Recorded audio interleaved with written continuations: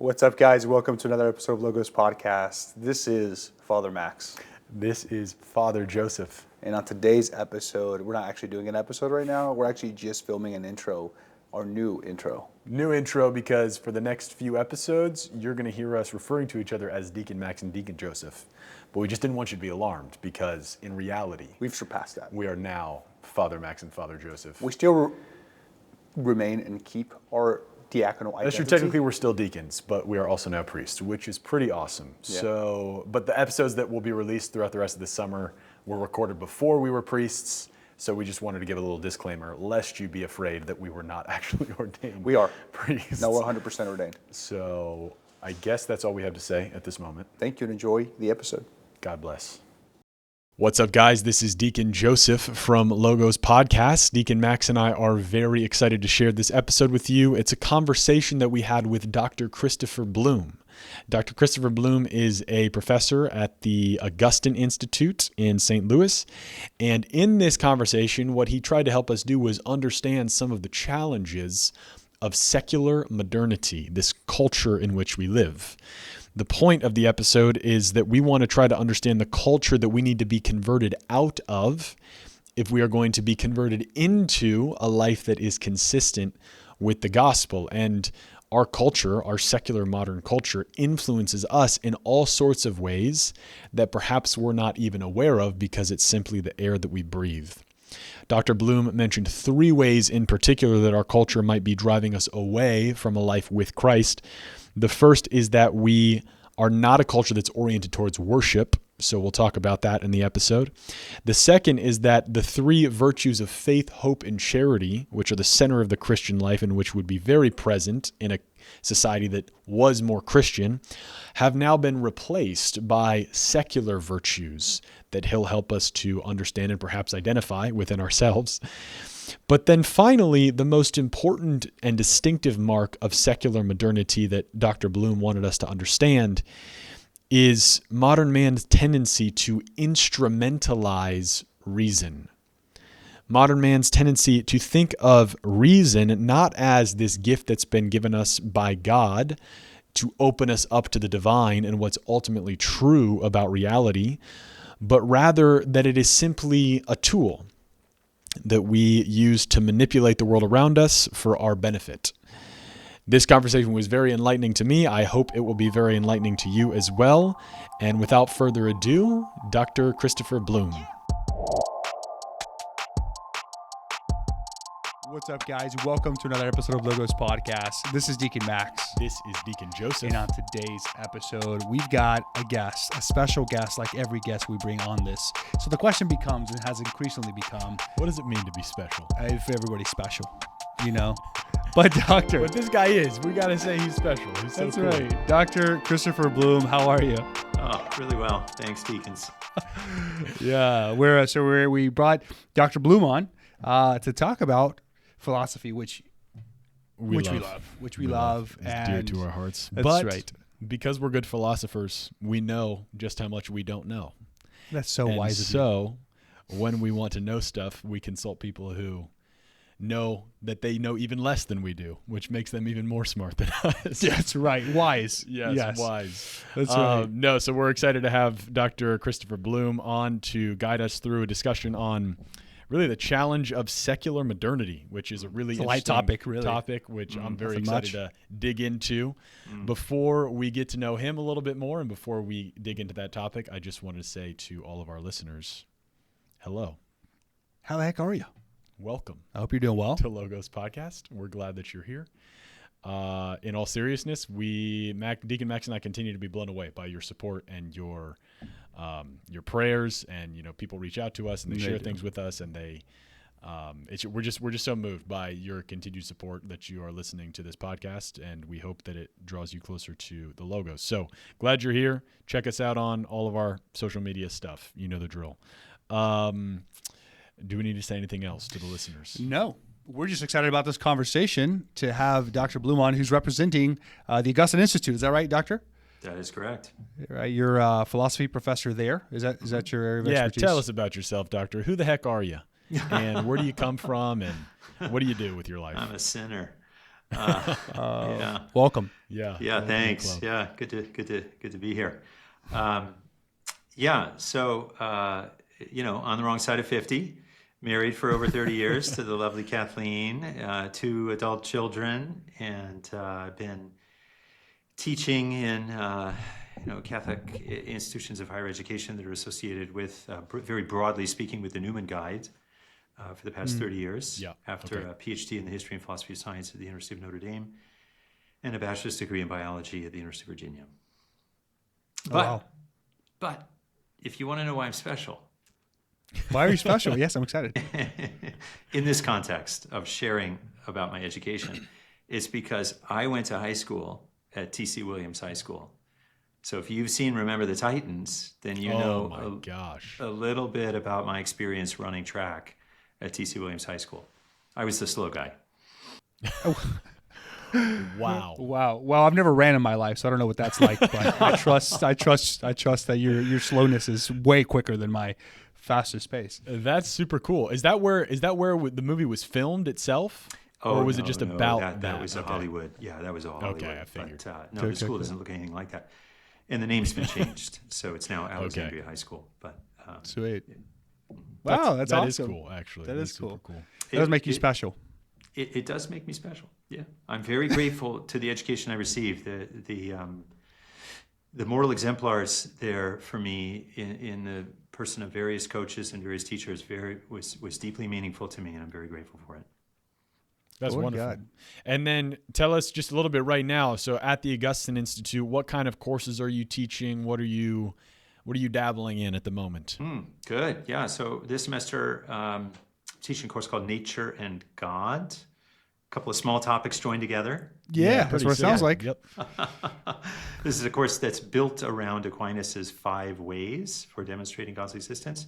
And it uses the 5 ways as a kind of invitation to speculative philosophy and putting the principles and some of the conclusions of the philosophy of nature and metaphysics in conversation with experimental science. So that's a lot of fun. And I taught this course, Challenge to Secularism, the one that we're talking about, in the January term. So that was great fun with some really splendid and very thoughtful students in that course. So Yeah, and I would presume the students at Augustine Institute have a lot of initiative, right? They want to be there, and I assume that builds for a good environment. Yeah. Generally, when people want to do something, it's easier to form them. That's exactly right, Deacon Max. So we have 2 quite different programs. We have an on-campus program with about 36 or so students who are typically right out of their undergraduate experience. You could think of it as kind of a lay seminary almost, right? They want to serve the church, but they haven't quite figured out how. So some of them will go to seminary or to religious life, but most of them will end up teaching or working in dioceses or apostolates of one kind or another. Then we have about 500 online students. These are men and women in all 50 states and in more than a dozen foreign countries. Average age 40. About 2/3 of them are in positions of active service to the church's apostolate of evangelization and catechesis. We have a lot of men in training for the permanent diaconate. We have religious sisters. We have the occasional priest who, for whatever reason, wants to continue his studies. And lots of laymen and women who are doing really important things in schools and parishes and dioceses. That is wonderful. So, yeah, I mean, listeners, you guys know that we've partnered with Augustine Institute. So if you're interested in any of that, definitely go check it out, because from what we have experienced so far, it is really high caliber stuff, and it's been enriching to our life. So, What's up, guys? I am not sorry at all for cutting in the middle of this episode. Max is never sorry. You know why? Because we're going to be talking about the Augustine Institute, a program that we're in favor of. Which is worth your time, because the Augustine Institute is a graduate level school of theology that offers degrees in, obviously, theology, but also pastoral theology, Catholic education, and biblical studies. And guess what? What? They have a 300-acre campus in St. Louis. 298 acres? I said 300, Okay, dude. 300 acres. Sorry Okay? about that. Round up a little bit, all right? Alongside the Missouri River, beautiful campus. Yeah. If you Google it, you'll find those images. It's actually amazing. It is actually really impressive. And you can go take classes there if you go to their website and sign up, or they also offer online degree programs. That's right. Or hybrid degree programs, 50-50. That's best a of both trend. worlds. It's a trend right now. Also, they're immersed in the prayer life of the church. That's right. Adoration, confession, scripture, and the tradition of the church. I mean, what more could you ask? Yeah, and a super intelligent and devout faculty that is interested in bringing you closer to the Logos, which is why we here at Logos Podcast are in favor of supporting them and want you to check them out. So if you would go to the description below, check out the link. You can sign up to take classes. You can enroll now. You can get tours and just check them out. Do it. Well, very good, Doctor. Thanks for telling us a little bit about yourself. Now, I think maybe we can transition into that topic which you mentioned you taught a course about last January and which we are very interested to pick your brain on. So the secular modernity, this thing that we are living in, swimming in, whatever you want to call it. Help us, I guess, let's start with this question. What is secular modernity? How do you understand it as a reality? Is it just a new stage in history? Is it related to something else? Does it have principles by which we operate? Yeah, just help us break it down, because I know, if some of our listeners that do study philosophy formally would say, well, isn't modernity a particular period in history, whereas maybe we're talking about something different? Just help us kind of maybe distinguish that. No, I appreciate that. Yeah, I'm not really one for periodization. The past presents itself as a big whole. We can look different times, different places, take different slices, and categorize it in different ways. So I wouldn't want to over-relate to the phrase secular modernity as though there's a this something behind it. Okay, it's more just a convenient label for, as you were saying, the way we live now. Right? There's something different about the way we live now in America. I'm an American. I can't help but look at the world as an American. Maybe if I were in Norway right now, I'd be thinking, well, America's just finally caught up to, But for Americans, what we've been living through over the past 15 years or so, roughly, is a new experience, right? America was founded with this very curious compromise, right? On the one hand, the laws were going to be sort of officially secular, or in any event, not choose amongst different Christian denominations. On the other hand, the culture was permeated with the Christian faith. Right. So as I'm sure you and some of our listeners today know, there were established churches in particular states well into the 19th century. So the federal government didn't establish a church, but the Commonwealth of Massachusetts, for instance, had an established church, the Congregational Church, until something like 1830. Oh, wow. So it's a funny thing, America, right? A nation with the soul of a church, right? Isn't that what Chesterton said about it? So for us to sort of wake up, second Obama administration, something like that, about 15 years ago, with some really, sort of astonishing changes in our laws and in our patterns of living, right? To pick sort of a more or less recent event that I think has a lot of people just kind of, wide-eyed about, is the wave of legalization of marijuana around the United States. I mean, it's just a tidal wave over the past 12 years. I don't know that anybody saw it coming, and now it's just about everywhere, right? And you can smell the stuff, and higher elevation dispensary, right? They're everywhere. Yeah, I know. It's just, I know the Augustine Institute. One branch of it is out in Colorado, so I'm sure that's been prevalent out there for a while. Colorado's one of the first states to do it, right? So, and that's like 2012 or something, right? So we're the cultural changes that we've all been experiencing. They've been relatively recent, right? And of course, for some of us, depending on where you were during the COVID lockdowns, you might have felt like, wow, I'm being told not to go to church. This is really weird. I'm not sure what I think about this, And so, the prospect of certain kinds of persecution. I mean, there was, of course, in the previous administration, there was that very notable case of the pro-life father in the Philadelphia area, I think it was, right? And the Justice Department broke into his house and hauled him off to prison and so forth. So, we're aware of these things. We're like, okay, the landscape has changed. We're in a slightly different place, right? To come out sort of, one step further back. I'm old enough to remember the fall of the Berlin Wall, 1989. That was an incredibly big deal. I was 20 years old. I was in college. People were celebrating. This is amazing. And of course, over the next couple of years, right? The Soviet Union falls Right. apart, sort Yeah. of. Yeah, kind of. At least officially, right? KGB still runs the thing, but Sure. in any event, it's totally different world, right? With John Paul II having been right at the center of that transformation, right? He came in to his pontificate in 1978, sort of, if you will, warning the West about the aggressive secularism of the communist bloc, right? And then it seemed like he just overturned the thing.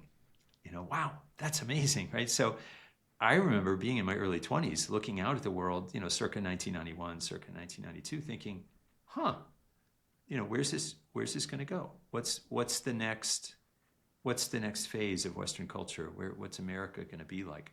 I never would have guessed that in the mid 2020s, I'd be having a conversation about how secular America has become.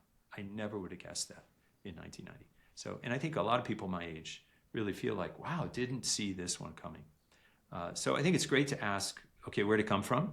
Is this a brand new thing, or does this have its roots in something older and maybe a little stronger or more dangerous than just political fashion, right? And then, what's really at stake here? Those are great questions. Yeah, and I think, Doctor, that it's really helpful even that what you just explained, because I think there are some people who are kind of in denial of the fact that it is happening. So it's very evident to me that our culture is becoming much more secular, but because so many people have this nostalgic, patriotic memory of an America that is inherently religious, it's kind of hard for them to conceive that our culture actually has moved to this point where the religious soul that you mentioned is quickly disappearing. And also, there's also this new age of youth coming, of which they only know one type of worldview, which is a secular worldview. Yeah. So for us to be talking about, even as young men, close into our 30s, which is crazy to say, but anyways, right? We're so old. We're so old, old and wise that we know nothing. That's how wise we are. But the youth of today only know one type of world. So when we're talking about these, even Obama, it's like, okay, yeah, but what does it have to do? What does it have to do with, because they only know one reality. So for us to compare the two and talk about religious conviction, or like you said, the religious soul, is something so foreign to most people. They only know a secular worldview. Which is why it is probably helpful to, go back to maybe some of the roots of this movement that you were maybe just about to allude to, Doctor. Like where did this come from? How did we get here? Yeah. Well, it's always William of Occam's fault, right? Isn't that? It is always his fault. We don't talk about him enough. But the number, it's because it's hard to explain for me, That's but the true. number of times I think none of this would have happened if nominalism is crazy. But help us We're not help gonna us talk about understand a William little of bit Ockham. more. Yeah.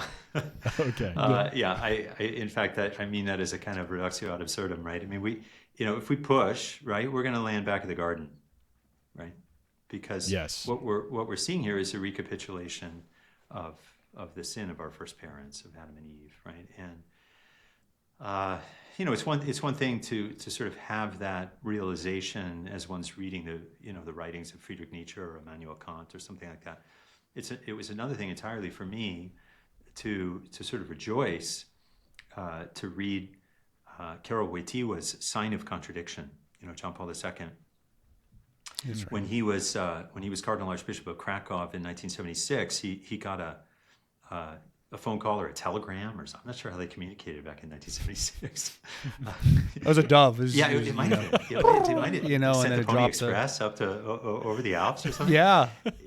Yeah. And then go up the hill. That's right. So he got the word. You're going to come down to Rome. You've been invited, which means you're going to come down to Rome to give the Lenten retreat to Pope Paul VI, St. Paul VI, and the Roman Curia. And he got this message like a month before he was supposed to start preaching. So for a busy archbishop, this is zero time to prepare. So what did he do? He took a couple days off and went up into the mountains there in Poland and just thought and prayed and got himself ready. And he produced a masterpiece. I think Sign of Contradiction is one of the more significant Catholic works of the 20th century, and it really is. Wow. This kind of warning shot across the bow from behind the Iron Curtain, communist Poland, to sort of comfortable peaceful Rome. Here's, and it's framed very moderately. Here's what my people are experiencing. Here's what my youth are experiencing. I want you in Rome to know about this. And the sorts of things he had to say, they're so poignant, right? My youth, they do not know God, and they want to know God. And so anyway, this is his lived experience as a priest and a bishop in communist Poland.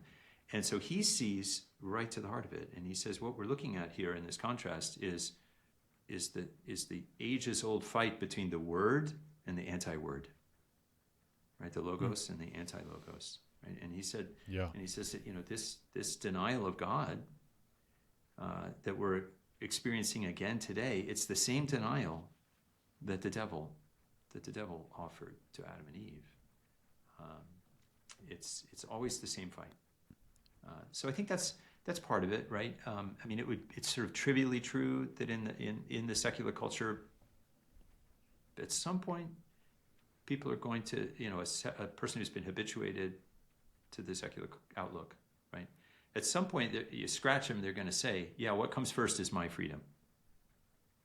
It may take a while to get there, but they're eventually going to come clean with that. What comes first is that I'm in charge of my own life. Nobody's going to tell me how to live, right? And this is the non serviam of the devil, and this is the sort of angry response of Adam and Eve. Presumably they got a little bit angry after they got kicked out of the garden, right? And wrathful potentially. Their first efforts at child rearing didn't go very well, and I don't mean that to be a joke, but it's like that's like a proper sign. Sure. So. And Doctor, if I may, just briefly before I let you continue, because this is great. I just want to slow down and draw our listeners' attention to what you just said, because it's an important point that they might have missed. So you mentioned that one of the refrains, one of the common themes that we see characterizing this culture in which we live is precisely this idea that my freedom is first, that I get to do whatever I want, that's my fundamental right as a human being, that no one can tell me what to do. This is again the way most of us grow up thinking, because this is how we're taught to think. But what you just said is that attitude, that I'm a completely autonomous individual who doesn't have to bow to anyone or listen to anyone, my freedom is supreme, that is an echo of the primordial rebellion of Satan, right? Non serviam. I will not serve. I want to be like God. And that's a very, very powerful thing for us to wrap our minds around, especially I think when we have grown up in this culture, that is not necessarily, yes, the human being is free and there's a proper way to understand that, but placing your own ability to do whatever you want as the highest value is not, certainly not Christian. And there's also the great irony, though, too, Doctor, right? Because on the one hand, we want to be the arbiters of our own life, right? We want to create our own word, as it were. And yet, we have deep trust in science. We look to technology to inform our reality. We look to programs and corporations and governmental institutions to somehow give us a framework through which to operate through. Mm-hmm. On the one hand, we want to be the arbiters of our own life, and yet we'll succumb to something that denies the importance of religiosity in order to help order my life. Yeah. So I don't know. I think this is one of the secular trends. It's like, what is it? Monsignor Shea will often say it's not that we're a-religious or not religious anymore. It's that the religion of our age is focused on the subject, the I, which seeks to, my own words now, seeks to consume and permeate itself according to its own will, and so it gravitates towards these other systems of thoughts. Mm-hmm. It looks to control its own immediate existence, but as much as it can, also extend its will onto other structures of its existence as well. So anyways, just kind of an observation there. Yeah, I agree with you. Yeah, and I just want to make very explicit my footnote here, right? So I think that yes, the analysis of this drama, all of human life being a drama played between the primordial struggle of the word and the anti-word, right? Christ and the devil. Much like Monsignor Shea pointed out in his Focus talk a year and a half ago. Yeah. Oh, that's right. Boy, John Paul II just does a wonderful job of laying that out in Sign of Contradiction, and laying it out in a 1970s context that actually sounds really contemporary for the 2020s, precisely because he was looking at the world from the fully secular context of communist Poland. Right. So I can't recommend that book highly enough. It's been republished by Clooney Media, our good friends at Clooney Media. That's right. So that's a good one. Yeah, I'm actually really glad that you shared that with us, because I had heard about that retreat, but to hear it referred to as one of the most important Catholic works in the 20th century, and to think that he did it, just came up with it in a couple of days.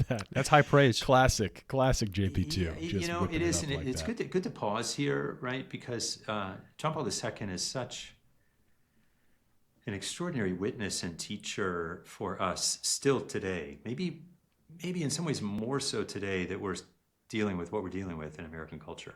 Okay, precisely because he was always looking down to the very first principles of things and way out at the final end, right? And maybe in the 1990s we weren't quite sure that was all that necessary. Can't we just muddle through? Whereas in the 2020s we realize, oh boy, yeah, we really do have to. We really got to look carefully here.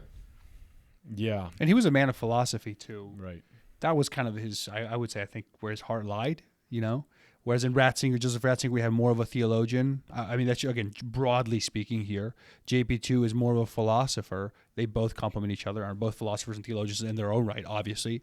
But which again, takes us to this idea. I think he understood that contemporary times are deeply shaped by misapplication and misunderstanding of philosophical and metaphysical principles. Amen. Right. Amen. Yeah. So one of the lines there in Sign of Contradiction, quite early on, Wojtyła says, present-day man does not think things through to the end. Present-day man does not think things through to the end. Right? What did he mean by that? In the particular context, he was talking about the search for God that terminates in the classical demonstrations of God's existence, and then a reflection upon what God is not like in order to understand something about him. That's what he has in view, right? When he says present-day man does not think things through to the end, that we're not searching for truth, okay? But we are intellectual beings. We don't, however beast-like we may choose to live, it's the beast-like life of a creature that has reason, right? And so we're always using our minds, and if we're not using our mind to look out to the very first cause and out to the very final end, then that means we're pulling our mind into something that's right here. And Benedict XVI liked to speak of that tendency as the instrumental view of reason. Reason is a tool, right? And I think that this distinction here, reason as our path to the end, to God, versus reason as a tool for us to shape the world the way we want to shape it. It's that contrast that takes us to the heart of secular modernity, it seems to me. And that's an interesting observation. I'm gonna want you to say more about that, but I want to before I ask that question, just take a step back, because this seemed when we were talking before, recording this episode, you were telling me that your contention, your thesis, is that you mentioned all of these potential threats that the secular modern culture poses to Christians, or even broader than Christians. But you mentioned the example of the pro-life father being arrested, or other forms of religious persecution, or manifestations of a secular state that takes away people's freedom. So these are all very real threats that people are starting to, I think, notice are possible and fear. But your contention, as you just alluded to, is not necessarily what's going on exteriorly, but actually what secular modernity is doing to our hearts and minds, to our interior life. Could you help us unpack that thought and help us understand it a little bit more? Absolutely. There's a couple different ways into this. We could come into it along a kind of moral and sociological angle, by taking note that, by definition, a secular society is not oriented towards the worship of God. Right? So what a secular society negates is worship. Right? So if you want to go to church on Sunday on your own, that's totally fine, but the society doesn't value that. And so the society is going to tell a story about what it values, and worship isn't going to be a part of that story. Okay, and we see that now, right? I mean, in the 80s, 70s, you'd still see sitcoms and people, what's that Patrick Swayze movie, Red Dawn? Okay, have you seen the original Red Dawn? Oh my goodness, there's so much prayer in that movie. It's it's kind of a shocker how much prayer there is. Sure. And that's from the 80s. Today, the Avengers movies, is there a lot of prayer in the Avengers movies? No, there really isn't, right? There's a lot of therapy, but there's not a lot of prayer. So negating worship, that's one thing, right? What does that do to us? How does it affect us when a society is not oriented towards the worship of God? The other way into it is even more sort of invisible, if you will, and maybe a little bit more of a stretch, or takes a little bit more work, right? But in a Christian society, or in any event, a Christian culture, right? So if I'm growing up in a place where most of the people around me are Christian, they're praying, they're living according to the law of the church and receiving the sacraments and trying to, forgive one another's sins, and this sort of thing, right? Just trying to be Christians, right? Yeah. In that sort of world, faith, hope, and charity are real. You're bumping into them all the time. People are in the state of grace. Their minds are lifted up by faith, and their wills are perfected by hope and charity in a myriad ways, right? And this, the presence of faith, hope, and charity in one's own life and the life of those around one, it lifts you up, and this is the presence of God, in deep in our interior lives, right? By contrast, in a secular culture in which increasingly today, right, fewer and fewer people are even baptized. Okay, many of the baptized have fallen away from the practice of their faith. Faith, hope, and charity are kind of evanescing, right? I mean, there's certainly Christians around, and we pray that they're in a state of grace and so forth, right? But faith, hope, and charity, consider that in a typical secular audience, people aren't even sure what those words refer to, right? Hope is merely a passion akin to optimism, right? Charity has to do with almsgiving, probably that's it, right? Faith, it's hard to say what people would, trust, finally. It'd be kind of reduced to trust, right? So we've lost sight of what those words refer to as interior realities. And in fact, as a culture, the dominant secular culture has replaced faith, hope, and charity with other interior dispositions, right? So instead of the intellect being illumined by divine revelation, received in a joyful heart, faith, right? Instead, we put our trust in science, as that crazy yard sign indicates, right? That's right. Yeah. Who made that yard sign, dude? Those things are everywhere. Also, they probably made a lot of money, Totally. so props to them in that sense. Man. Really, Good marketing. Incredible, right? Instead of hope being what it really is, right? A laying up treasure in heaven, a thirsting for seeing the face of God, right? Hope becomes what exactly? Kind of a commitment to changing the world according to the flavor of the day, or self-achievement according to my own will. Yeah. Totally. Charity, right, is our, as far as this earthly life is, allows, in the earthly pilgrimage, right? This is our resting in the love of God. This is our attachment to God as our deepest love.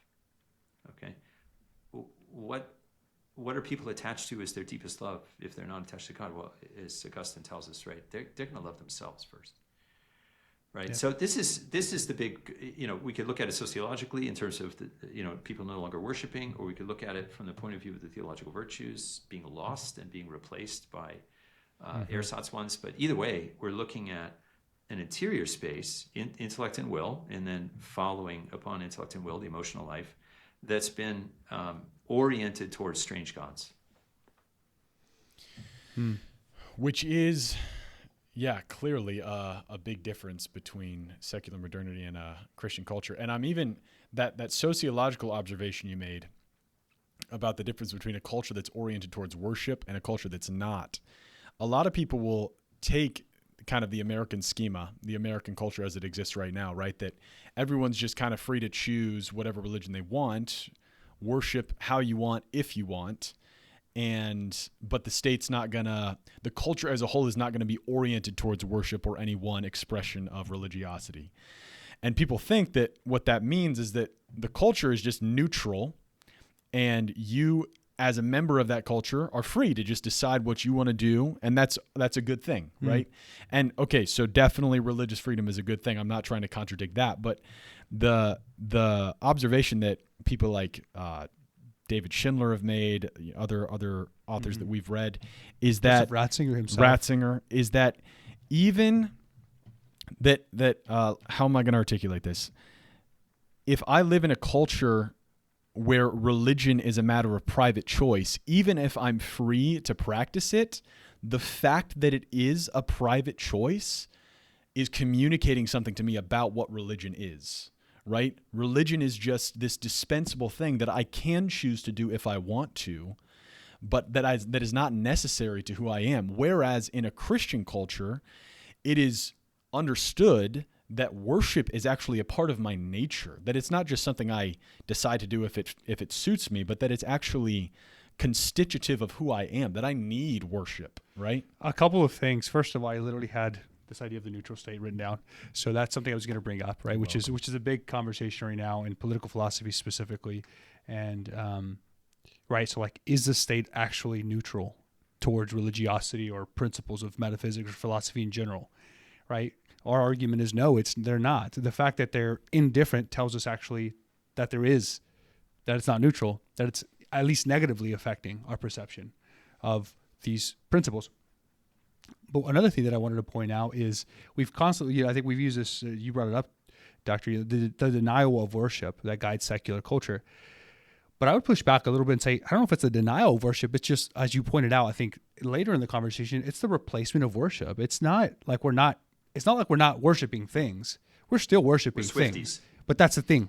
We're Swifties. Exactly. We're Swifties, right? We're glorifying our phones. We're glorifying our own images, which is like the definition of vainglory, right? The glorification of something that lacks substance, right? Mm-hmm. Of the self, right? Of the ego, the lifting up of the self, which goes back to the kind of initial image you gave us of the word and anti-word, right? Like the serpent, right, is on the stick, held up, but the serpent, it's glorified now, right?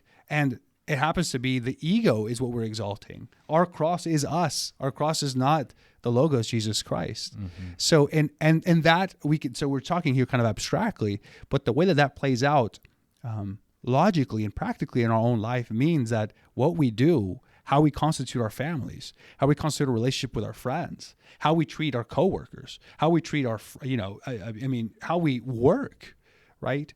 All of that kind of, let's say, logic of worship, as irreligious as it is, actually, as we were talking about, replaces itself in a different form, in a secular form, not in a neutral form, just in a different that's way. Right. Yeah, I agree with you. Yeah.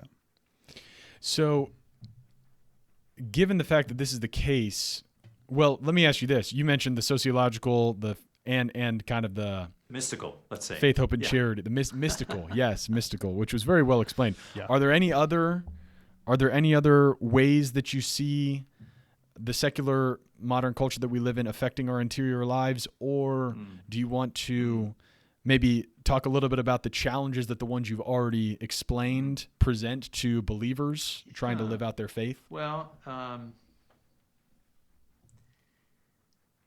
let me share a thesis with you, okay? Okay. Ooh. Awesome. I think that the smartphone was in some sense inevitable, okay, based on the principles of whatever you want to call it, 17th century rationalism and empiricism, or the Enlightenment, or whatever name you want to give to it. Right. So the instrumental conception of reason is that we find all over the place in the early modern period. We find it in Descartes, find it later in Hume. It's frankly there in Kant. The basic starting point is that our intellect is dim. Okay, we don't actually enter into a knowing communion with the natures of things. Okay, either because things don't have natures, right, and it's all just little billiard balls knocking against one another, a la Newton. Yep. Okay, or if you want to take Kant's line, because they're hopelessly obscure to us, and for us to try to say something about things in themselves, we're gonna find ourselves to be dogmatists rather than authentic knowers, whichever way you take about this, right? So the mind is not this beautiful openness to the being of things. No, it's just a very powerful tool for enabling us to take hold of what's exterior to things, length, width, breadth, electric charge, whatever else, whatever we can lay hold of, right? And then to manipulate those things to our good, right? Now, this impulse, right, which is explicit in Descartes and Bacon, as you well know. Yep. This impulse does lead to a lot of salutary industry, right? People working really hard to learn very concrete things about natural bodies of one kind or another, right? And we're glad that they did. And we're glad to know these things, right? I've got a device, I've got a ring around my mitral valve in my heart that's made of beryllium and molybdenum. Come on. That sounds like a movie. That sounds sweet. It sounds like something they could advertise for the new iPhone. It's like I'm better than Iron Man. He had iron. I've got molybdenum and beryllium. Check that out. So I'm profoundly grateful for the discoveries of this 300-400 year journey that has been experimental science, right? But the conception of reason that became culturally dominant, especially over the 19th century, that says that this is all reason can do, is to manipulate things we can measure. Okay. Well, the funny thing is that where that lands us is more or less where Hume landed, which in fact Descartes had landed there before him, which is that from the point of view of the individual person, the task for me in my life, because reason doesn't guide me by taking me into the being of things and by illuminating my true end. Nope, reason doesn't do that. Reason just enables me to manipulate these things right in here, okay? Then all reason can do for me is to help me arrange my sensory and imaginative experience of the world so that it is more pleasant than it is painful. Yes. Okay. Huh. And so it's absolutely explicit in an extraordinary essay by David Hume from the 1730s called On the Standard of Taste, which is an amazing piece of Enlightenment propaganda, right? That, in effect, what life becomes is a carefully curated theater of one's own imaginative experience of the world. Okay. Yeah. Okay, and that. Fast forward. That's the smartphone. That's the smartphone. That's your Instagram page. That's the image of yourself online. It's the sophistication of the ego. I just get more and more capable and desirous of shaping the world as I want. Because what I pray with, who I know, the image I look for, is me. Like, and like you're talking about, and it's me being able to control. Yeah. Right. Set your own background. Wow. You know, Yeah. Yes. curate your own collection of tunes. You know, whatever it is. Yeah. Now, Which I have a great playlist, by the way. just so you know. Yeah, just an FYI. I could share it with you if you want. But it wouldn't be my playlist. That's it wouldn't be your playlist. no, It would be a You'd playlist. be imposing it upon him if you think about it. That's neutral. Well, okay, so how, Doctor? So this is a very, very fundamental and subtle point that you're making, but it's this understanding of reason, that it is not, again, we've talked about this as a sidebar. We've done a couple episodes on leisure and Joseph Pieper and his Worship, the liturgy. his understanding of, how in the ancient world and in the medieval world, the theologians and the philosophers, they had this understanding that the human mind had this double capacity. One of them they called ratio, which was kind of this discursive, problem-solving, analytical way of engaging with reality, whereas the other one, which was higher and more kind of divine, was intellectus, right? Which was the openness, the receptivity to seeing into the essence of things and kind of knowing them and receiving them and resting in them. And so I guess your contention, if I'm understanding you correctly, is that the Enlightenment and kind of the modern age has reduced man's reason to the former, to simply ratio, and that we're left in that arena to just try to play out our own egoism as far as we're able. Is that kind of what you're saying? Okay. Oh, well. Dang, I really misunderstood him. That would be crazy. Hey, it's all good, man. Hey, we're moving on here. All right, moving on. We're learning here. Yeah, no, I love do it. this Yeah, thing. I mean, there's a point to that, right? To be sure, the science, metaphysics, for instance, is contained virtually in its principles, and the principles of metaphysics are known in themselves. They're evident to us from our experience of the world. So, for instance, the priority of actuality with respect to potency. This is a truth that we can elucidate by an analogy, okay? But it's a first truth. It can't be proved with respect to some prior truth.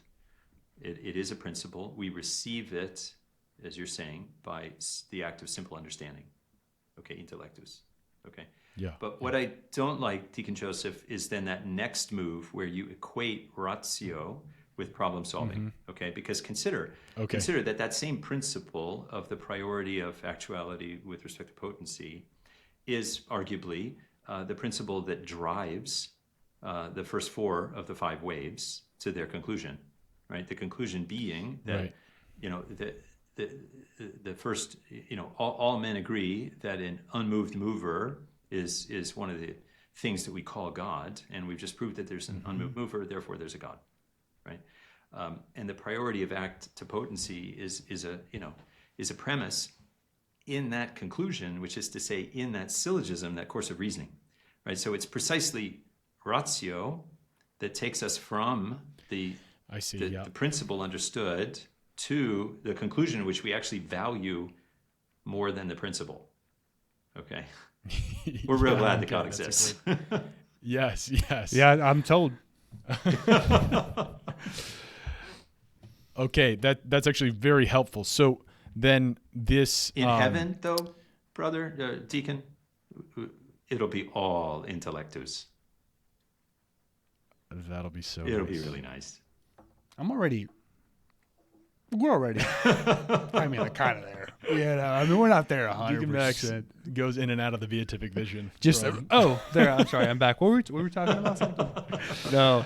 And I was actually gonna speak about this a little bit because I think it is important when we're talking about kind of the secular man's mind of helping him navigate the world in this relation, like his kind of epistemology of today, of like the relationship between practical reason, which has been kind of emphasized for so long, and efficiency, productivity, and even politics is a kind of a big deal, and that politics is an expression of what we'd say eternal, and then the natural law. It's a practice of like practical reason, but then also like the speculative reason, right? which we seem to be emphasizing and saying like that, like that's actually what we're called to do. And just the relationship between, because modern man doesn't think in these categories, because it wasn't until seminary that I even knew what those categories were. Right.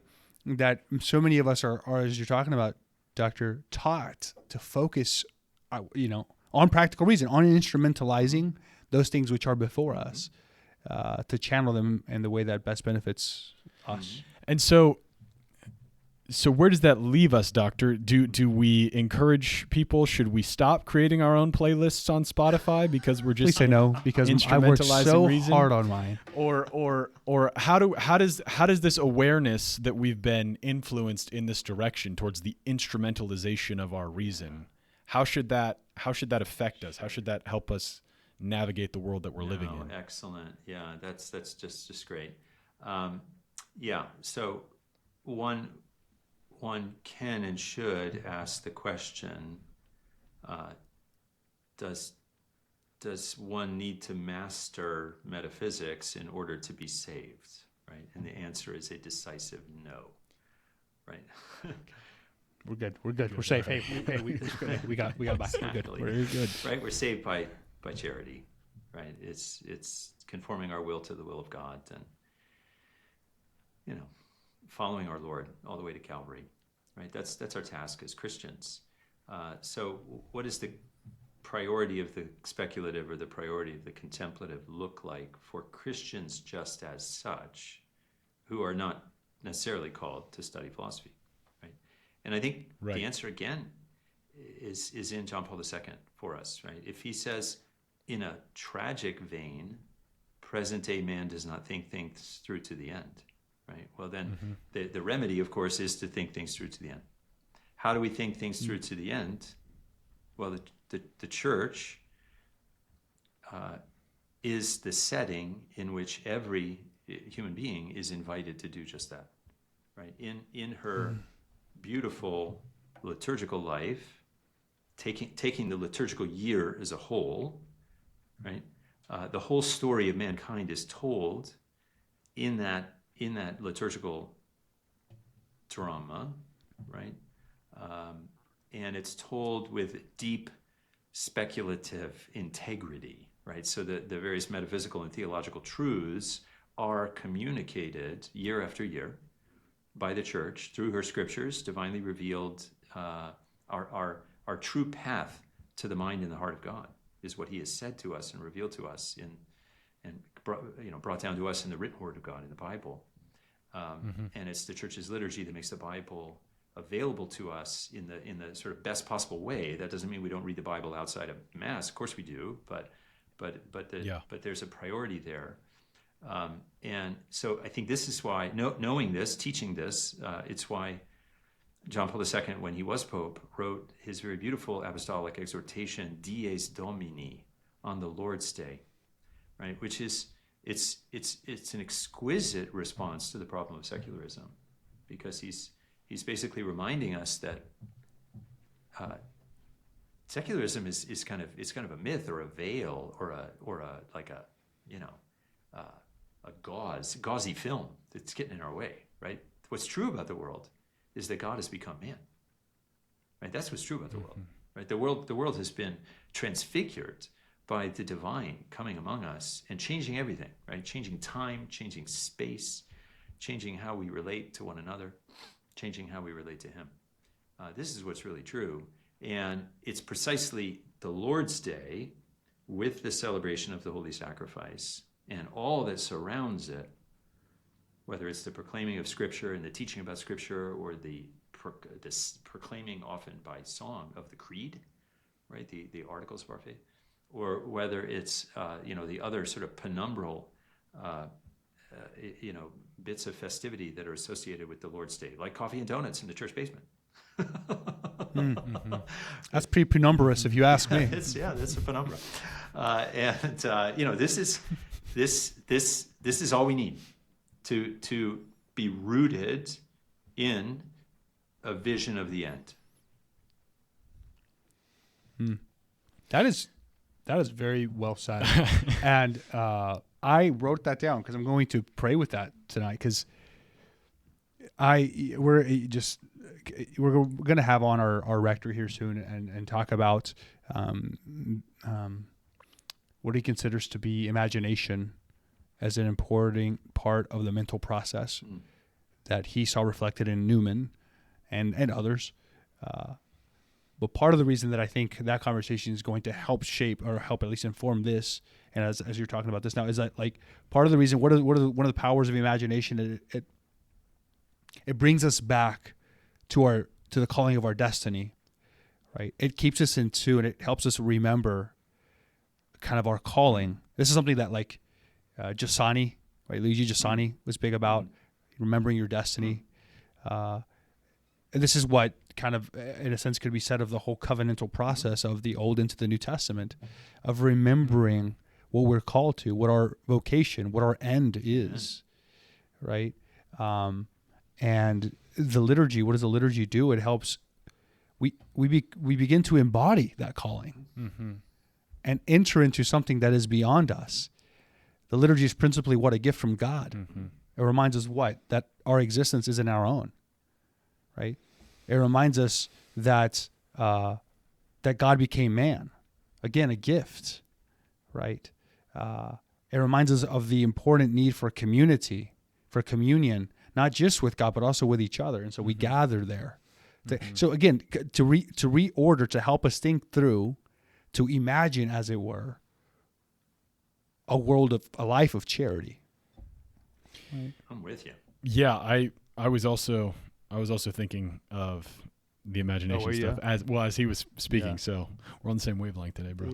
Yeah. But I have a question, Doctor, related. So I think, yes, everything you just said, the liturgy, the church, the life of the church, that is, even for the person who doesn't have a philosophy degree, right? That at every level of participation, wherever you are in the body of Christ, that is the means that God has given us to remain in touch with him. And to that's when you know somebody has a philosophy degree, is when they say use the word participation. Just letting you know. That's when you know. But I'm curious about this is divergent and kind of a tangent, but semi-related. Obviously, we're grappling with the new phenomenon of AI, and people are in all sorts of different camps on AI. We could do a whole episode on it. But one thought that just occurred to me as you've been speaking about this reduction of the conception of man's reason to just the instrumental use of it and kind of the computing and manipulative use of it, that it makes sense when you frame it in that way, why so many people are thinking of AI as what is almost, and perhaps one day very soon will be, like actually a more sophisticated human being, like a higher type of being than we are, because it's just really, really good at doing. Now, I disagree with that. I don't, just so we're clear, I disagree that that's going to happen. But people might have that thought that that's the trajectory we're headed on, because they understand what our mind is capable of as simply computation. Computation. And so when they see this thing that's massively powerful at that task, they're like, whoa, this is going to be a higher type of thing even than human beings. It thinks more than one person. A computer can combine millions of data and brains, as it were, to compute one reality according to whatever will. Do you think there's anything to that observation? It's actually just a theory that came up to me on the spot. Heavens. Thou hast said much, good deacon.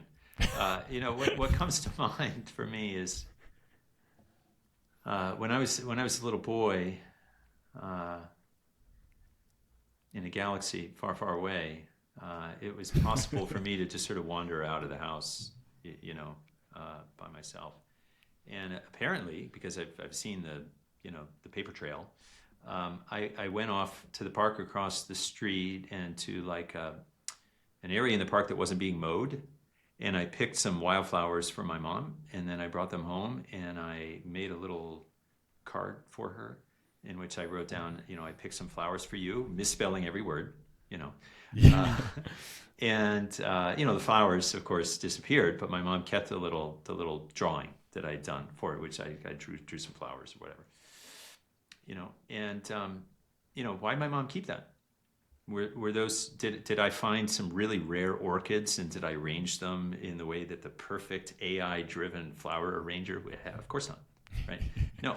Yeah. But this was an act of love on my part, right? Because it was one of those moments in my childhood where I had a little time. I could have just been kicking a soccer ball against a brick wall, but instead I picked, which I often did, but instead I picked some flowers from my mom, and I made a paltry and no doubt ill-assorted bouquet for her, which she loved. Right? Fast forward close on 50 years, and I make dinner from time to time for my wife. We're empty nesters now. Am I that chop guy? What is it? Gordon something or other? Whoever he is, Gordon. Love the hair. Ramsay. Yeah, Ramsay. Yeah, I mean, gosh, if I had hair like that, yeah, love that. Yeah, you gotta live it. No, I don't cook like him. I don't cook like Julia Child. I mean, I cook like me, which is to say B+, right? But That's pretty good. But yeah, no, I mean, I have some talent. Passing grade. Yeah, it's okay. Yeah, B, I can do B+. I can do B+. That's right. But for my wife, B+ is an A for her, because she's seeing me do this for her out of love, right? So no, AI is not going to win out, and people will wake up from the hangover at some point. Right now, the culture is going to go further downhill before people wake up from the hangover, right? Because I mean, just consider what has happened just since the invention of the ballpoint pen in terms of people's handwriting, right? I mean, people just cannot pick up a pen and write something that looks halfway decent, right? And signatures are a total joke these days. My signature, I'm 55, so my signature looks like John Hancock's signature compared to most people, right? Just because I really did have some handwriting classes, even though my handwriting is in fact not that good, objectively speaking, or, measured against, a real standard of excellent human handwriting. So AI is going to do this. AI is going to empty our minds. We're going to stop remembering things. We're going to stop learning how to write. We're going to stop learning how to spell. We're going to be paralyzed when we have to get up in front of a room and say something to somebody, unless we have AI whispering into our ear. Culture is going to degrade further, okay? But at some point, people are going to wake up and realize, it's actually better to have the ill-assorted bouquet of wildflowers done from love than it is to have the AI-generated whatever. And that's when we'll turn the corner and come back to real human life. I hope that thesis is true, Doctor, and I believe wholeheartedly, and I was in fact expressing this to somebody on St. Patrick's Day in the pub. We were talking about AI. He was like, "Oh no, it's gonna win. It's already won. All this stuff." I was like, I think you have too much optimism for technology and not enough love for humanity, or at least trust in humanity, because I think man is still capable of finding his way. And one of the things that even online we found early on when AI and all this stuff was coming out, or ChatGPT specifically as a branch of AI was coming out, a lot of major YouTubers, vloggers, podcasters, all this stuff were heavily critical of AI. Because why? Because they were saying that from kind of a secular, let's say, perspective, it affects creativity. And what is creativity? Creativity should be an expression of love, either for another person, for beauty, for music, beauty expressed in music, aesthetic, whatever it is.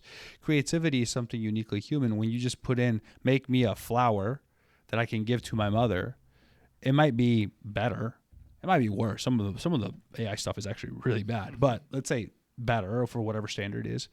But it's not human. It's not a human act. It's not love, and that's what man always desires. And no computer's going to be able to fill that hole. And I truly believe that I think you're right. And I hope that's true. Yeah, and I think to kind of bring it back to your observation about Karol Wojtyła and a sign of contradiction, and I think the reason I also agree with your prediction, Doctor, and hope that it does come to pass is because the human heart, even as it's living in this secular modernity and being shaped in such a way that forces it to conceive of its reason as simply instrumental and not to think things through until the end, I think that fundamentally the human heart is made to think things through to the end. and that in the end, that impulse, that desire will win out, which is why the little bouquet of flowers that the son makes for his mother will be more valuable and more it'll be better than the beautiful bouquet that an AI thing can make, because it will be a glimpse of the end. It will be a small participation in, there's the word participation. There it is. It will be a small participation in the end that we're made for, and I hope and pray that wins out. It will be a sooner glimpse. rather than later. It will be a glimpse of the word. Going back to the point, the word and anti-word. It's a glimpse of the logos. It's a seed of this calling that we all have, even if it's sometimes obscured, confused by our own sin, wrongdoing, technology, whatever ideologies in our midst, whatever new philosophy, our own limitations, our lack of ability.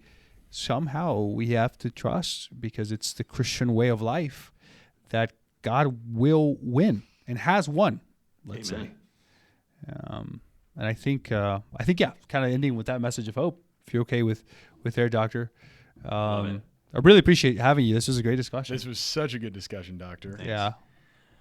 Great to be with you all. Just so you guys know, Dr. Blum wrote a book that I read once that was very, very good, and I've since recommended to people, called A Mind at Peace, addressing a lot of these things about navigating the crazy technocratic world that we live in. So that is a good one to look up. He's also written some other. I was looking at your work, some really looks like spiritual works. Can you just name a couple of the books you've written? So Roses. I know you said you didn't Sure, want to do this, Roses but I'm going to Among make you do it. Thorns, which is selections from the Letters of Spiritual Direction by Francis de Sales. And I've edited a couple of volumes of selections from John Henry Newman's sermons, Waiting for Christ, Meditations for Advent, and The Tears of Christ, Meditations for Lent. Sweet. We'll be sure to link those down below. Yeah. Alongside Augustine Institute. Doctor, thank you seriously for making time to come on to our humble podcast. You are very welcome. It's been a joy. Thank you. Guys, that's what we have on today's it. conversation. That's a wrap. Yeah, you done? I'm done. All right. Thanks so for good. God. Amen. Anyways, yeah, thank you, Doctor. Please know of our prayers for you. We ask for your prayers, and know of our prayer for the work you do and the institution that you're a part of. That has been very generous to us, and I know has blessed many other people. So, guys, with that, we conclude this episode. We hope that what we spoke brought you closer to the Logos, Jesus Christ. And as always,